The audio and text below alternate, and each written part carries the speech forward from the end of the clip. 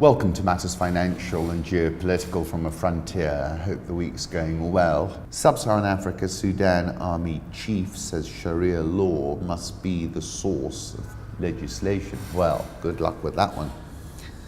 Highly unlikely. He said the declaration failed to mention the sources of legislation in the Islamic Sharia law, and the tradition should be the source of legislation. I don't think that crowd in the street has waited for Sharia law. This is interesting from Prosperity Index, the percentage of people with confidence in elections. Rwanda 99%, Burundi 83%, Botswana 75%, Ghana 64%. Bottom of the heap, Gabon 14%, Angola 15%. Ethiopia's garment workers are the world's lowest paid, with an average salary of just $26 per month, according to the New York University's Stern. And this includes manufacturers for well-known brands like Gap and all kinds, equivalent of $26 a month. In comparison, Chinese garment workers earn $340 a month, Kenya $207, and Bangladesh $95. Angola is vowing to end a fuel shortage sparked by a currency crunch. Sonangol is responsible for importing refined products, acknowledged in a statement on May 4 that a lack of dollars to import fuel was the main reason for the crunch. That's just incredible, isn't it? Second biggest oil producer in Africa, run out of money to buy fuel. And furthermore, it's a double whammy. They've also haven't had enough rain for months, and there's a risk of a severe drought, Al Jazeera is reporting. It's a big day in South Africa. South African elections today has been declared a public holiday. Cyril says, let us go and exercise our hard-won democratic right. And voting stations opened at 7 and closed at 9.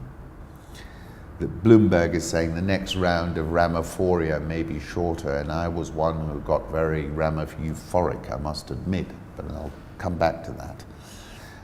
In terms of real GDP per capita growth over the past 2 decades, South Africa has the poorest record of the major emerging market economies, according to Bloomberg. Unemployment at a 15-year high of 27%. Of course, he did quote Ben Okri, "We dream of a new politics that will renew the world under their weary, suspicious gaze. There's always a new way, a better way that's not been tried before." Having said that, there is a very hard-hitting article in Quillette, The Real Ballot Question in South Africa, how to keep the country from falling apart. 6th election since the introduction of universal suffrage in 1994. 25 years since the country cast off the moral abomination of apartheid. Noble and worthy dreams that took flight in the era of Nelson Mandela have been crushed by reality. The country is in a parlous state. A recent Bloomberg report found that on a wide range of indicators, South Africa has done worse over the last 5 years than any other country in the world, save those in a state of war. Unemployment, which stood at 3.7 million when the ANC came to power in 1994, now stands at nearly 10 million.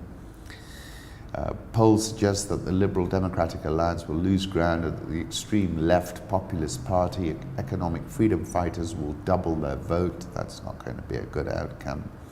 Needless to say, this is not the South Africa that Mandela in a happy world greeted with enthusiasm in 1994. And then this is what he's saying about Ramaphosa. It's taking an awful lot of a 66-year-old man who still seems trapped within old-style African nationalist platitudes. The sad truth is that he seems more likely to preside over my country's continued decline into poverty and chaos than avert it. And that's why I said, on the 18th of December 2017, I was asking, will it be 1994 all over again? We can all remember the moment when Mandela came out of prison, blinking in the sunlight, and assumed leadership. Then I wrote in February 2018 about the wind of change and how he quoted the South African icon Hugh Masekela, "I want to be there when the people start to turn it around. I want to be there." The question is, can he? Can he do it? South African all shares up 10.06% this year. Dollar versus rand 14.37 last. Egyptian pound 17.16, EGX 30 up 10.39% this year. MTN registers to list 20.4 billion shares at 0.02 naira each. This is now trying to give them some defences against a rapacious regulator and government. South African telecoms firm said in its statement it has started negotiations with the stock exchange to complete the listing. Nigerian all shares down 7.43% this year. The Ghana Stock Exchange is down 6.46% this year. The Zimbabwean central bank sees exchange rate convergence by July. Expects the official and black market exchange rates to converge within 2 months as the currency extended its decline against the dollar to almost 25%. The currency traded at 3.2973 on Zimbabwe's interbank market on Tuesday, compared with 2.50 when it was introduced in February. It's weakened every trading day since March 6, according to data compiled by Bloomberg. On the parallel market in Harare, it changes hands at 4.85 RTGS dollars. At the moment, the parallel markets are at 4 or 5 and the bank rate is 3.3, so we're not very far from each other. The central bank is allowing the market to determine the RTGS's dollar value. No, they're not. Reflecting the notion that the authorities are trying to manage the currency. Many people say the central bank is managing the exchange rate. I don't control the forex markets. It's about willing buyer and willing seller. 25th of February, I was writing about this and I was quoting Tendai Biti, who's predicted a 6 to 8 range, while the government said it might appreciate to 2.5, which I described as Hail Mary economics. Previously, I've been speaking about their voodoo economics and their dysfunctional whack and even voodoo FX regime, which they're half-heartedly trying to overhaul.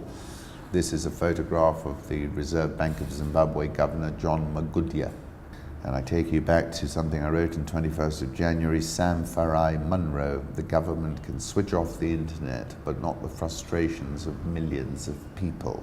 This is a super photograph taken in Monrovia from the rooftop of the old Ducor Hotel. It was the first 5-star hotel in West Africa, but was destroyed during the Liberian Civil War. Today it's only a shell, but still has a tourist attraction as the views from the rooftop are the best in all of Monrovia.